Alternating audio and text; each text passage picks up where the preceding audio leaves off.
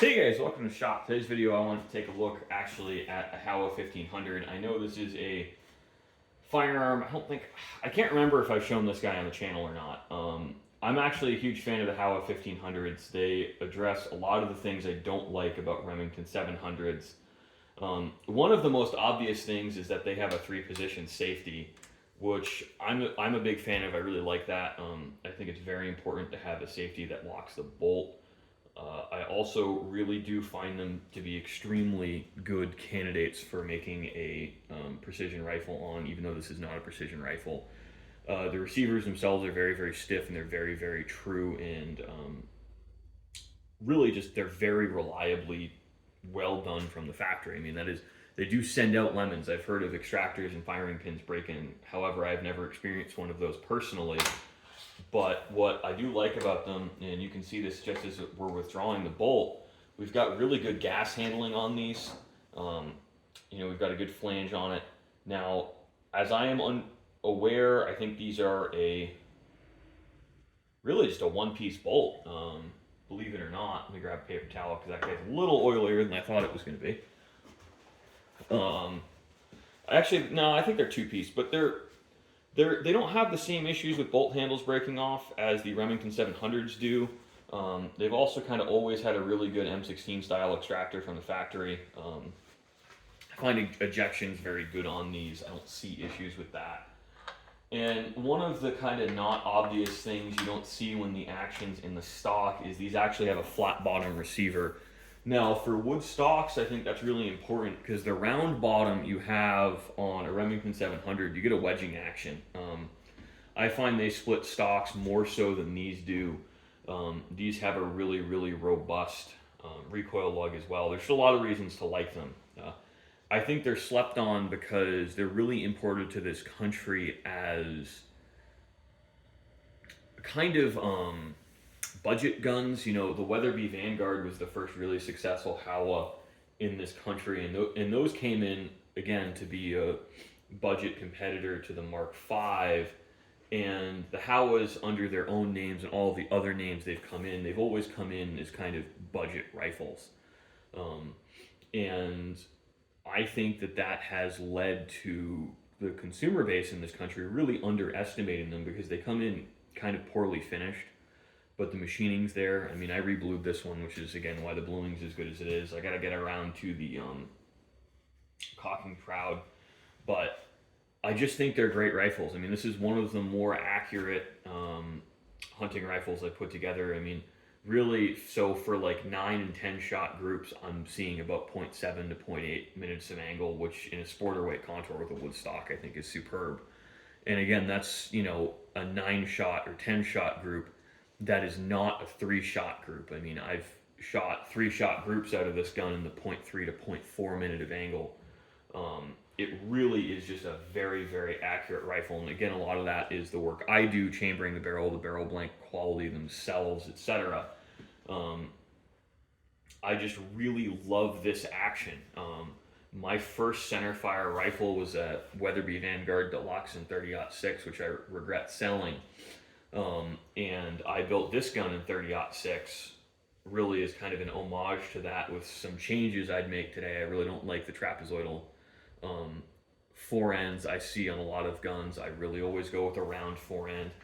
They're just more comfortable to handle. The trapezoidal, it doesn't feel good in the hand. It works better on bags, but these are not rifles that are meant to be shot off bags. So, that is certainly a factor. And this stock style, I think, is really one of my favorites, not my favorite, just one of my favorites. I really like this style on the back too.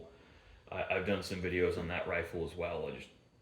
This is right now my favorite rifle, partially because it's my newest, so I haven't had time to kind of lose interest in it yet, but this style I think is really typical of what I do here. I've got one of my buddy's rifles that he owns. I'm gonna bring on the channel, and I'll have all 3 of these and possibly 1 or 2 more out, and we can discuss pros and cons to each, and they all have their own different stylistic choices. But one of the things you'll notice more if you kind of follow what I do is I always talk about really like I'm a big fan of the kind of 243 Winchester to 30-06 energy class when it comes to Eastern hunting. I'm not a Western hunter. I'm not an expert on elk. I do think, and this is my personal opinion, the 6.5 Creedmoor is underappreciated on elk because all the bullets for it are a little bit too soft and they're really oriented towards deer or varmint hunting just because that's historically what the 6.5 millimeter bullets have been for. Um, I have talked to people who've gone elk hunting and had very good success with Hornady 160 grain round noses. I don't think that we need as much energy to kill animals as we believe. You know, historically speaking, the 30-30 was considered adequate for elk.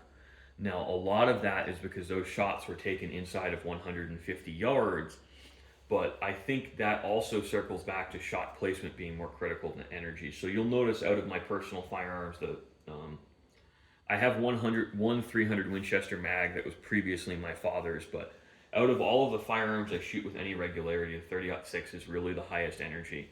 I just don't believe that you need more energy than that for Eastern hunting, and they're not pleasant to shoot. One of the things I really like, and I try and encourage this with customers, is to pick a caliber you're going to enjoy shooting, that you can afford to shoot, and that you're going to shoot a lot. You know, I've done a 375 H&H. Things in that class tend to become safe queens where they're pulled out to show your friends and they get about 20 to 40 rounds on the lifetime of the rifle. They just don't get shot very much ever. And the few people who do shoot those tend to shoot them with cast lead ammunition. It's not even full power ammunition. I really think the 30-06 is in this sweet spot where it's the higher end of what people can really tolerate for 20 to 50 round range trips. It's very, again, energetic, very ballistically capable, but it's affordable to shoot and you get a decent barrel life. Now, my expectation for 30-06 is between 3,000 and 4,000 rounds, depending on, again, shooting, cleaning schedules, what type of ammunition are you shooting, what powders do you load with. I typically am really in the average end of that range. I've seen a 30-06 about a 3,500 round lifespan. I don't see that with a 300 Win Mag as often, and there's a lot of features of that. Part of that is the 300 Win Mags tend to be much heavier rifles. They often have muzzle brakes. People will shoot those for long range competitions. They will get the barrels hotter and shoot more, and they'll go longer before they clean. I really do like to clean barrels on centerfire rifles like this every 50 to 100 rounds, or every range trip, whichever comes first. I rarely shoot more than 100 rounds of full power hunting ammunition in a range trip, just because honestly I find it to become a little bit unpleasant out of hunting rifles. So, I mean, this rifle probably sees about 500 rounds a year, and this rifle is really about the same. I think I shoot this one more because the 6.5 by 55 is just a little bit more pleasant to shoot. They're both really excellent calibers. You know, if you're not sure, I think probably the 4 I do the most. I talked about this in another video, the 5 rifle calibers I do the most, but you know, 30-06 is number 1, 6.5 by 55, 7 by 57, 8, believe it or not, 8 by 57. You know, there's a resurgence in interest for the 9 by 57 Mauser, and I do certainly enjoy it. I really prefer the 35 Whelen. I just think it's a little bit easier to load and just logistically deal with in this country. But the 8 by 57 is really, you can get very inexpensive factory ammunition for target shooting and practice. But almost all of the 8mm bullets available in this country are really designed around that performance envelope. So you have this kind of hidden advantage. I think that people underestimate the value of a lot of 7mm bullets are more oriented towards the 7mm Magnum, so they're a little bit hard, and they don't expand that well at 7 by 57 velocities. And you know, it's almost the opposite problem you can see with the 6.5 Swede and 6.5 Creedmoor. With those bullets, I've actually found Spear hot cores seem to be the best until you get into the premium, you know, $1.50 each bullets. So, bullet selection is really, I think, more important than your caliber. Shot placement trumps everything else, obviously, but I like making my kind of ideal weight range also for a sporter is really about 7.5 to 8.5 pounds with optic. Um, I think much lighter than that, your benefits in carrying the gun are often lost in shootability, especially because more and more customers are picking half-inch pads or horn butt plates or steel butt plates.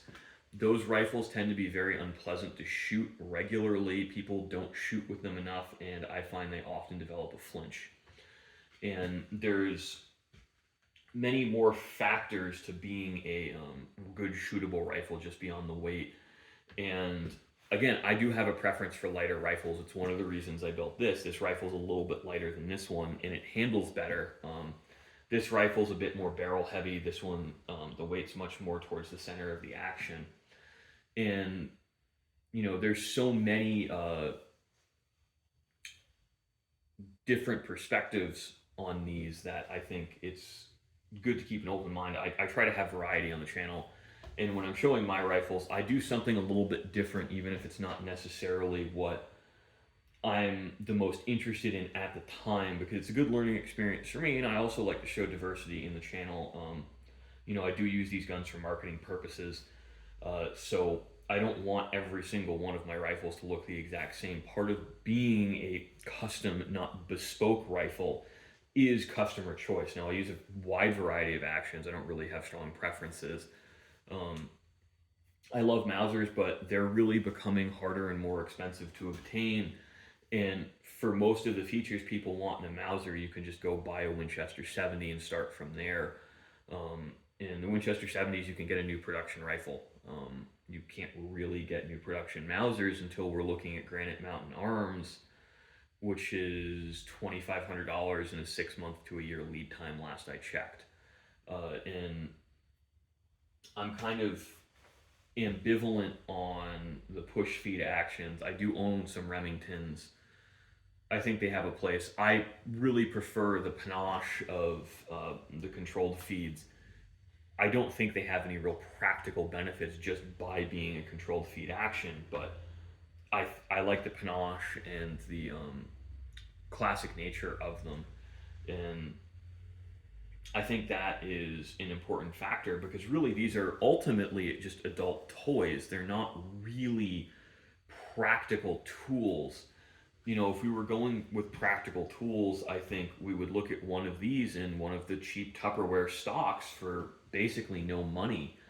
I think those can occasionally be had for about $450. That's probably the best way to go from a utilitarian perspective. But that's not the only perspective on these type of rifles I think you should have. I think people should have an open mind. Um, Also, before I end the video, where are we at? Yeah, we're at a pretty reasonable length now. One thing you'll notice on this is this Mauser does not have a recoil lug in it, and they're not necessary with the 6.5 and 6.5 by 55 calibers, as I found once you epoxy bed them. They do start to become important once you get up into the 30.6 recoil energy. Um, and I think they're really valuable once you're up into anything Magnum in a Mauser 98. The recoil lug's just not very large. Or you are in the 35 Whelen 9.3 by 62, those kind of large diameter bullets. Those just produce a tremendous amount of recoil and it does break stocks. One of the benefits to the lower recoiling cartridges is we can make simpler, lighter stocks for them and have the same level of durability for the customer.